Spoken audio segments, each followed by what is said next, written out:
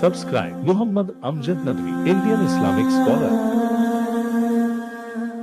من الشيطان الرجيم بسم الله الرحمن الرحيم إن الذين يجادلون في آيات الله بغير سلطان أتاهم إن في صدورهم إلا كبر ما هم ببالغيه فاستعذ بالله إنه هو السميع البصير لخلق السماوات والأرض أكبر من خلق الناس ولكن أكثر الناس لا يعلمون وما يستوي الأعمى والبصير والذين آمنوا وعملوا الصالحات ولا المسيء قليلا ما تتذكرون.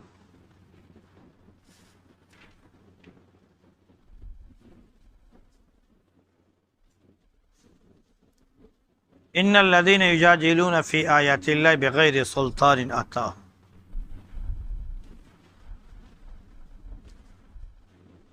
یقیناً جو لوگ بغیر کسی دلیل کے جو ان کے پاس موجود ہے اللہ کی آیتوں میں جھگڑتے ہیں تو ان کے سینوں میں صرف غرور ہے جو ان کو اس حد تک نہیں پہنچائے گا. چنانچہ اللہ سے پناہ مانگو، یقیناً وہ سننے والا اور دیکھنے والا ہے. آسمانوں اور زمین کا پیدا کرنا لوگوں کی تخلیق سے زیادہ بڑا ہے، لیکن اکثر لوگ نہیں جانتے. اندھا اور بینا یہ دونوں برابر نہیں ہو سکتے، اور جو لوگ ایمان لے آئے، نیک اعمال کیے، برائی کرنے والے نہیں ہیں وہ، تو یقیناً جان لو کہ بہت ہی کم لوگ ہیں جو تم میں نصیحت حاصل کرتے ہیں.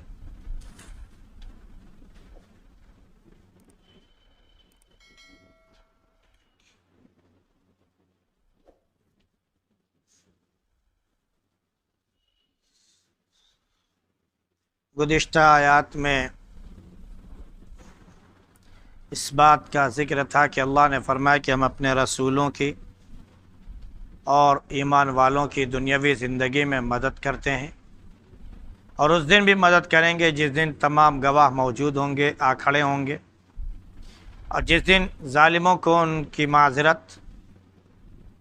ان کا عذر نفع بخش نہیں ہوگا، بلکہ ان کے لیے لعنت ہوگی اور ہمیشہ کے لیے برا ٹھکانہ ہوگا. اللہ نے موسیٰ علیہ السلام کو کتاب عطا کی اور بنی اسرائیل کو کتاب کا وارث بنا دیا، جو کہ ہدایت ہے، نصیحت ہے عقل مندوں کے لیے. اس لیے جو اللہ کی کتاب ہدایت ہے اس کو پکڑ لو اور جم جاؤ، اور اگر مصائب آئیں تو صبر کر لو، کیونکہ اللہ کا وعدہ بالکل برحق ہے. اور اپنے گناہوں سے استغفار کرو، اپنے رب کی حمد و ثنا خوب بیان کرو اور تسبیح بیان کرو صبح اور شام.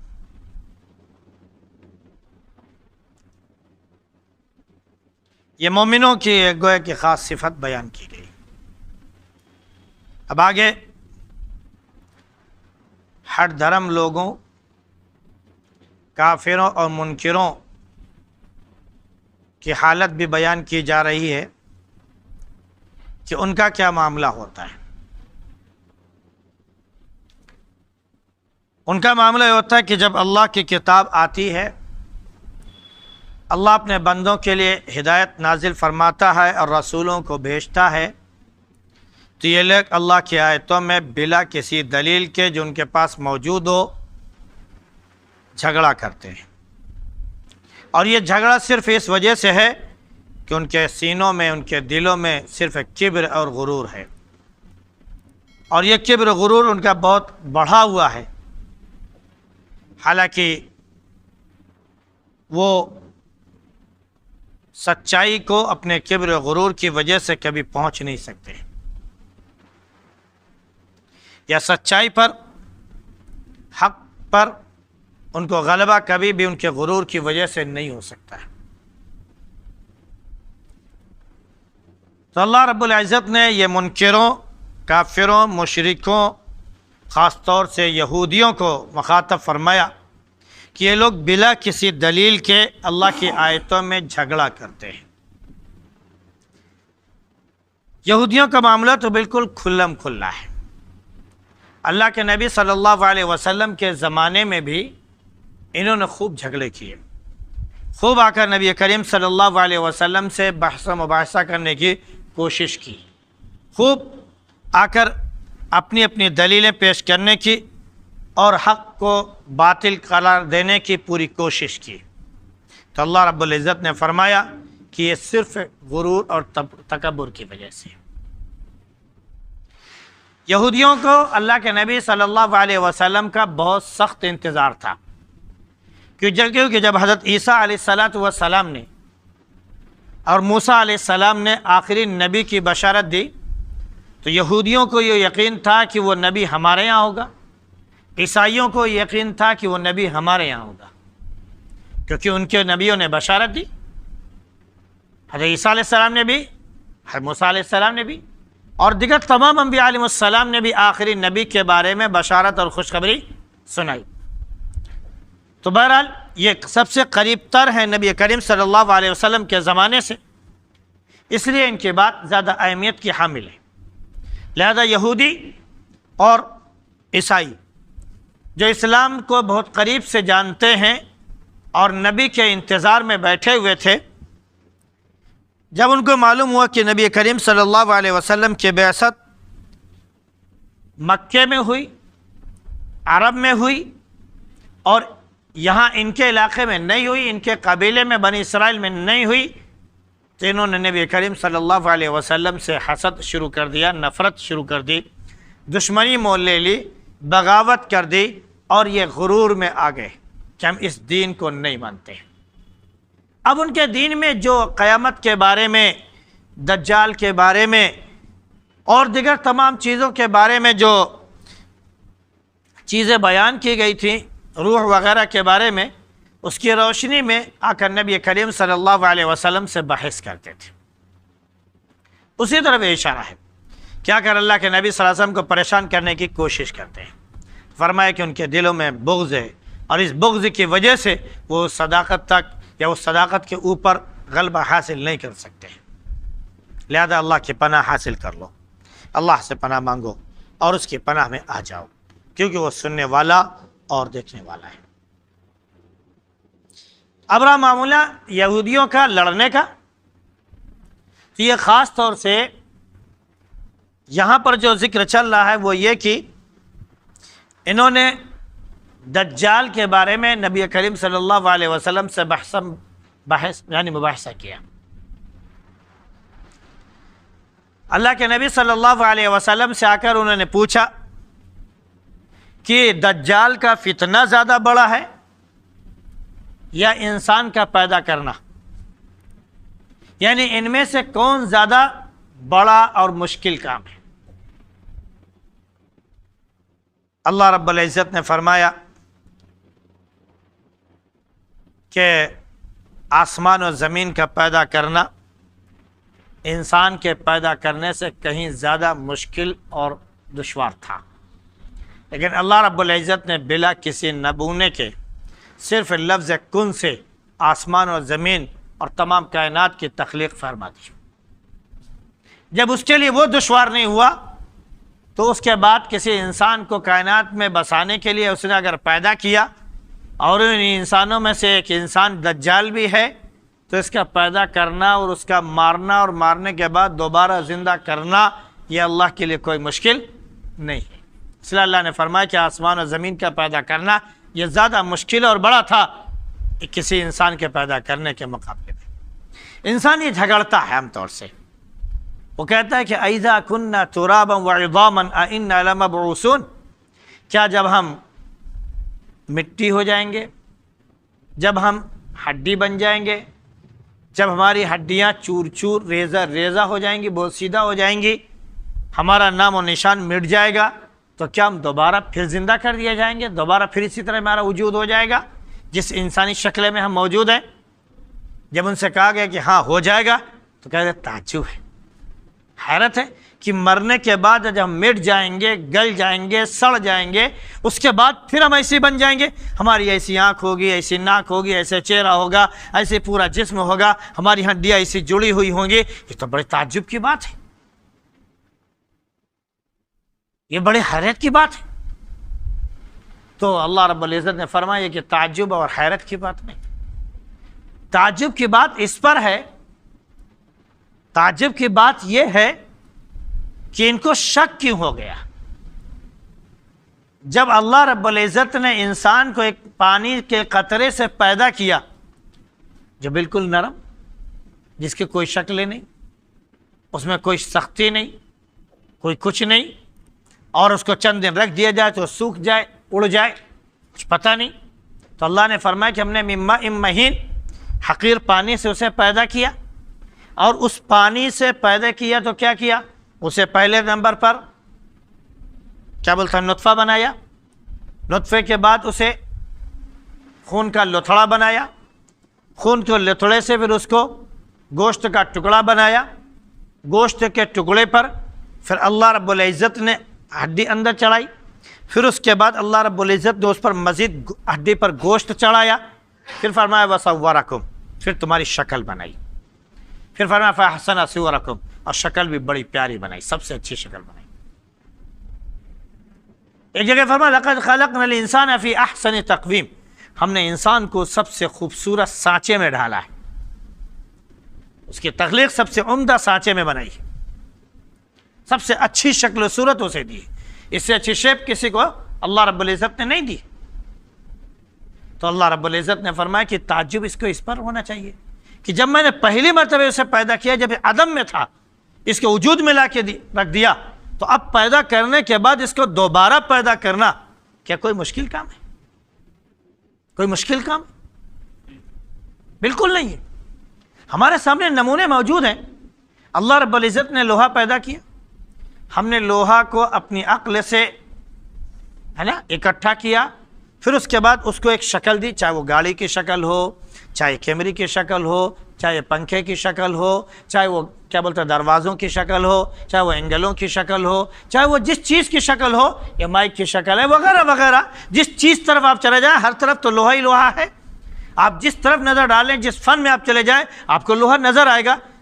تو آپ یہ بتائیں کہ وہ لوہا جب ہمارا پرانا ہو جاتا ہے، زنگ آلود ہو جاتا ہے، اور اس کے بعد ہم اس کو لے جا کے کباڑ میں بیچ دیتے ہیں، تو کیا وہ دوبارہ وجود میں آتا ہے یا نہیں آتا ہے؟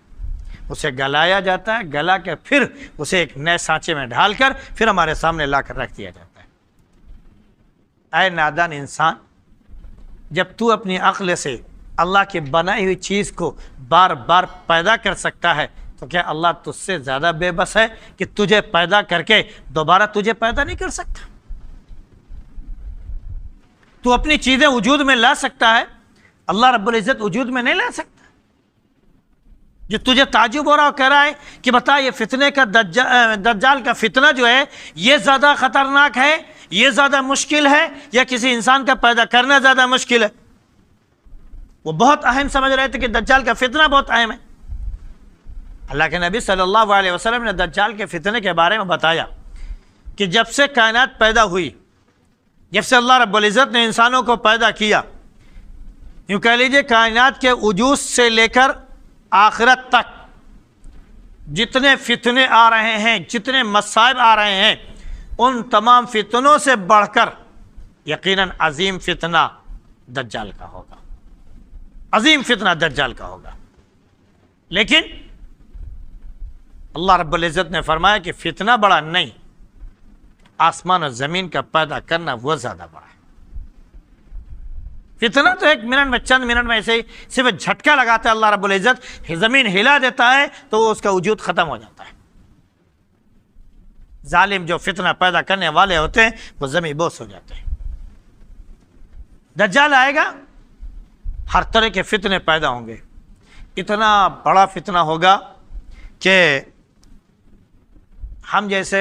جو مسلمان ہوں گے وہ اس پر ایمان لے آئیں گے، اس پر ایمان لے آئیں گے۔ جو پختہ ایمان والے ہوں گے، ظلم الیقین نہیں ہوں گے، منافقین نہیں ہوں گے، وہ بالکل سچے دل سے اللہ کو ماننے والے ہوں گے، وہ دجال پر ایمان نہیں لائیں گے۔ حالانکہ دجال کے ساتھ اس کی جنت بھی ہوگی، اس کی دوزخ بھی ہوگی۔ جو اس پر ایمان نہیں لائے گا اس کو اپنے دوزخ میں پھینکے گا، اور جو اس پر ایمان لے آئے گا اس کو اپنی جنت میں لے جائے گا، اور دوزخ اور جنت دونوں ایک ساتھ لے کر چلے گا۔ تو آپ اندازہ کر سکتے ہیں کہ ہر آدمی جب جہنم کو اور جنت کو اپنے سامنے دیکھ رہا ہو تو اس وقت وہ یقین کرنا کہ وہ دوزخ جنت ہے اور جنت دوزخ ہے، وہ اس کے لیے بہت مشکل کام ہوگا، بہت مشکل کام ہوگا۔ اللہ کے نبی صلی اللہ علیہ وسلم نے فرمایا کہ جب ایسا وقت آ جائے تو بس اللہ پر ایمان رکھتے ہوئے دجال کی جنت کو دوزخ سمجھ لینا اور اس کی دوزخ کو جنت سمجھ کر اس میں داخل ہو جانا۔ جو اس کی دوزخ ہوگی وہ مومنوں کے لیے کیا ہوگی؟ جنت ہوگی۔ جہاں اگر وہ تم کو دوزخ میں ڈالے گا تو تم دوزخ میں نہیں بلکہ کہاں جاؤ گے؟ حضرت ابراہیم علیہ السلام کو نمرود میں دوزخ میں ڈالا تھا، ذات الوقود گڑھے میں ڈالا تھا، سمجھنا نہیں؟ وہ گڑھے میں لا کے ڈالا، بہت بڑا گڑھا بنایا تھا اس نے، اور اس کے بعد جو ہے اس میں حضرت ابراہیم علیہ السلام کو ڈالا۔ ابراہیم علیہ السلام ڈر بھی سکتے تھے، سامنے آگ کا الاؤ جل رہا ہے اور آسمان سے اس کے کیا بولتے ہیں لپٹیں باتیں کر رہی ہیں، تو اس وقت انسان کے دل جو ہوتا ہے وہ کیا ہوتا ہے؟ دہل جاتا ہے۔ لیکن ابراہیم علیہ السلام نے کہا نہیں، میرا رب ہے۔ فرشتہ آیا مدد کے لیے، کہا کوئی ضرورت نہیں، میرا رب موجود ہے۔ ابراہیم علیہ السلام کو ادھر آگ میں پھینکا گیا، اللہ نے حکم دیا یا نار کونی بردا، آگ کیا ہو جا؟ ٹھنڈی ہو جا۔ وسلامن، سلامتی بن جا رہا ابراہیم پر، ٹھنڈی بن گئی۔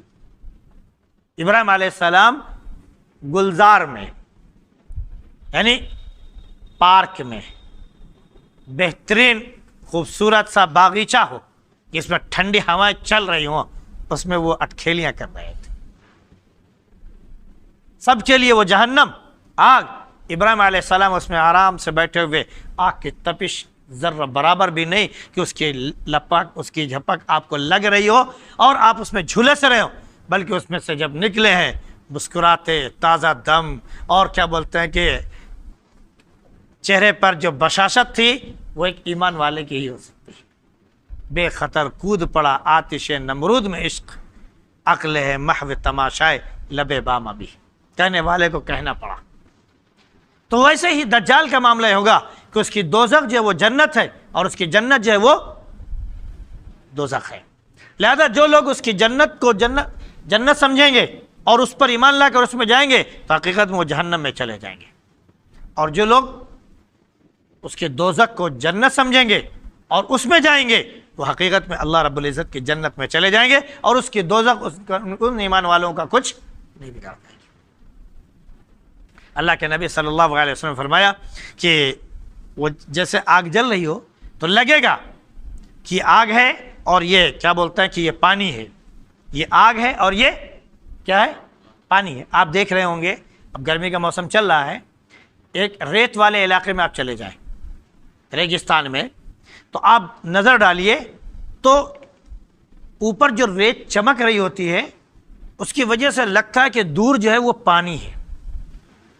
حالانکہ پانی کا دور دور تک نام و نشان نہیں ہوتا ہے، اسے پانی لگ رہا ہوتا ہے۔ اس کے بارے میں قرآن میں کہا گیا ہے کہ وہ ایک انسان جو پیاسا ہے، یحسب الظمآن ماء حتی اذا جاءه لم یجد شیئا، یہاں تک کہ پیاسا جو ہے اسے پانی گمان کرتا ہے، پھر اس کے پاس پہنچتا ہے تو پانی ندار ہے،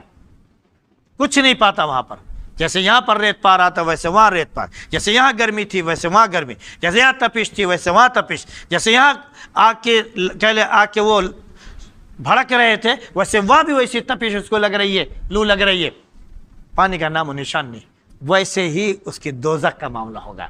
کہ جو مومنوں کو دوزخ نظر آ رہی ہوگی وہ حقیقت میں وہاں پر وہ پانی ہوگا جو لہرا مار رہا ہے، اور جہاں پر اس کو پارک نما جنت نظر آ رہی ہوگی وہ حقیقت میں وہ پارک نہیں، وہ دوزخ کی تپش ہوگی جو اس کو پانی کی شکل میں نظر آ رہی ہوگی۔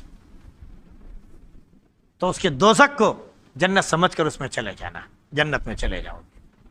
یہاں تک کہ اس کو جو شخص انکار کرے گا، مومن ہوگا تو ایک مرتبہ قتل بھی کرے گا، قتل بھی کرے گا، اور قتل کرنے کے بعد وہ زندہ بھی کرے گا، زندہ بھی کرے گا، ایسا نہیں کہ نہیں، زندہ بھی کرے گا۔ اس کے بعد کہہ دے کہ میرے بندے بتا میں تیرا رب ہوں یا نہیں، دیکھ میں نے تجھے مار کے پھر دوبارہ بھی زندہ کر دیا، دیکھ تیری گردن میں نے اڑا دی، لیکن اس کے بعد اب دیکھ تیری گردن پر نام و نشان بھی نہیں ہے، تو مرنے کے بعد دوبارہ زندہ ہو گیا، میرے پاس وہ طاقت موجود ہے، اگر تو میرے پر ایمان لاتا ہے تو جنت میں داخل کروں گا، اور ایمان نہیں لاتا تو جہنم میں داخل کروں گا۔ ایمان والا کہے گا اب تو مجھے یقین ہو گیا کہ تو دجال ہے، پکا یقین ہو گیا، کیونکہ اب تو نے ایک مرتبہ تو کر دیا، اتنی طاقت اللہ نے تجھے دی تھی، اب تیرے اندر اتنی طاقت نہیں کہ دوبارہ تو قتل کر دے اور قتل کر کے دوبارہ تو زندہ کر دے، اب اتنی طاقت تیرے اندر نہیں، اور واقعتاً اس کے بعد دوبارہ اتنی طاقت نہیں ہوگی، دوبارہ اس کے پاس اتنی طاقت نہیں ہوگی، اسے ایک قسم کے شعبدہ بازی ہے، وہ طاقت نہیں ہوگی، لہذا جب وہ طاقت نہیں ہوگی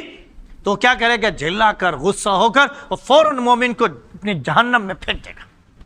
جہنم میں جب وہ پھینکے گا تو وہ مومن جنت میں پہنچ جائے گا، وہ جنت میں پہنچ جائے گا، کیونکہ دوبارہ اس کو معلوم ہے کہ اگر ہم دوبارہ سب کے سامنے اس کو قتل کر دیں گے تو ہم دوبارہ اس کو نہیں کریں گے تو ہمارا بھانڈا پھوٹ جائے گا۔ ایک مرتبہ پر وہ سب کو یقین دلانے کے لیے، سب کے اوپر دہشت بٹھانے کے لیے کرے گا، اور دوبارہ وہ نہیں کرے گا، دوبارہ وہ مومن کو جہنم میں پھینک دے گا۔ تو مومن تو یہ چاہتا تھا کہ ہم کو اپنے جہنم میں پھینک دے اور یقیناً ہم جنت میں پہنچ جائیں گے، تو یہ مومنوں کا، ورنہ اس کا فتنہ تو بہت خطرناک ہو۔ بعض صحابہ نے پوچھا اللہ کے نبی صلی اللہ علیہ وسلم رہے گا کتنے دن؟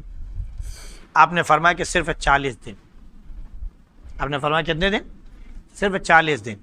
لیکن اس کا پہلا دن 1 سال کے برابر ہوگا، یعنی 360 یا 65 دن کے برابر، دوسرا دن 1 مہینے کے برابر ہوگا،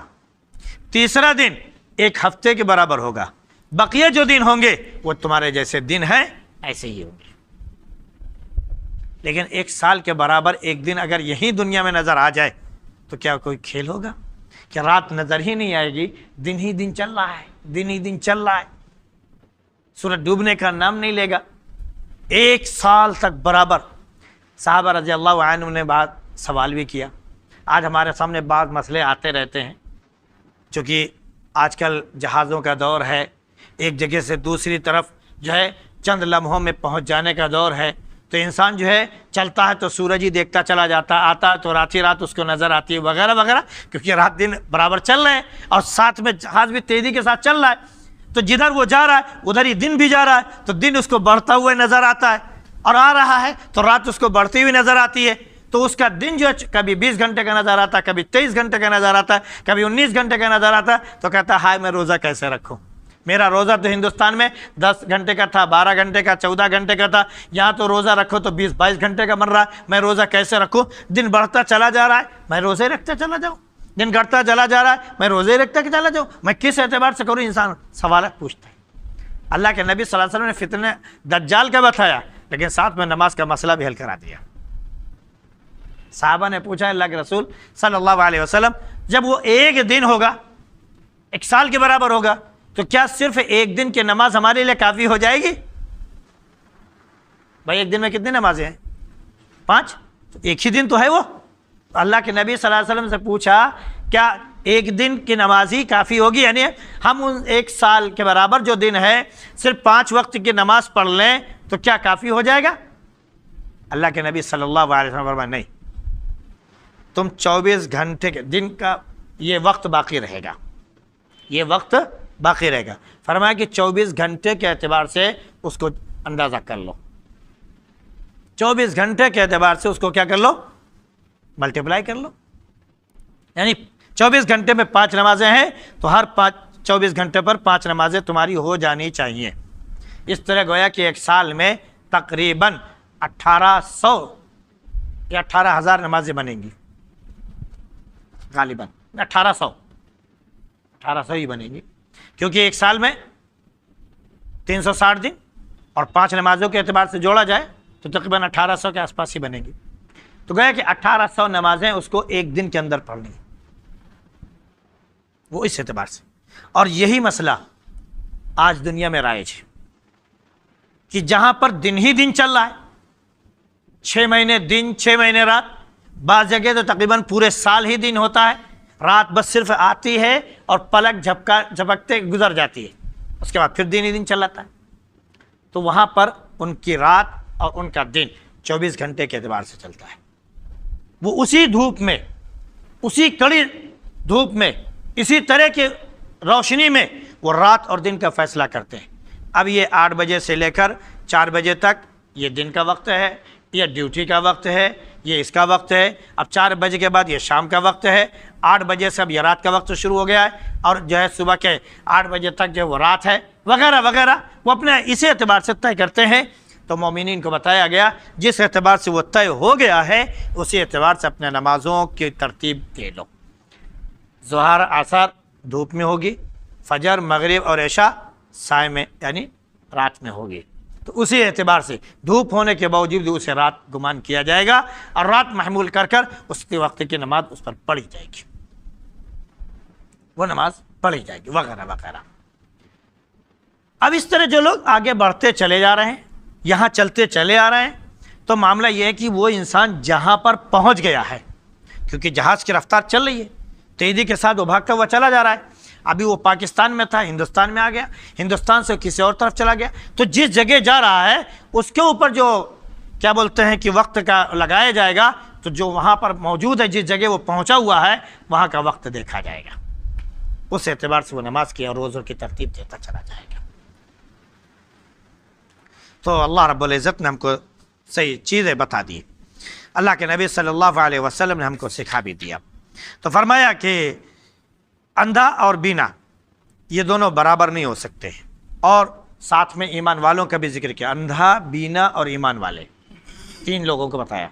یہ برابر نہیں ہو سکتے. یعنی اندھا سب سے بیکار ہے، بینا اس سے اچھا ہے، ایمان والا اس سے اچھا ہے، اس سے اچھا ہے. لیکن اگر بینا یعنی بصیرت والا کا لیا جائے، جو دل کی بھی آنکھ رکھتا ہے، اس سے بھی دیکھتا ہے، فراست ہے اس کے اندر، شعور ہے اس کے اندر، صحیح چیز کو سمجھنے کی صلاحیت ہے اس کے اندر، تو اگر وہ چیز بھی رکھتا ہے اور پھر ایمان بھی رکھتا ہے تو سونے پر سہاگا، وہ برائی نہیں کرتا ہے. فرمایا کہ ایسے لوگ بہت کم ہیں اور نصیحت کرنے والے لوگ واقعتاً کم ہی ہوا کرتے ہیں. نصیحت کرنے والے واقعتاً کم ہی ہوا کرتے ہیں. اور نصیحت حاصل کرنے والے کون ہیں؟ جو اللہ کے احکام کی پابندی کریں اور جن چیزوں سے منع کیا ہے اس سے وہ رک جائیں. اللہ رب العزت ہم سب کو اپنے احکام کی پابندی کی توفیق نصیب فرمائے. سبحان اللہ بحمدہ، سبحانک اللہم و بحمدک، ونشہد ان لا الہ الا انت نستغفرک.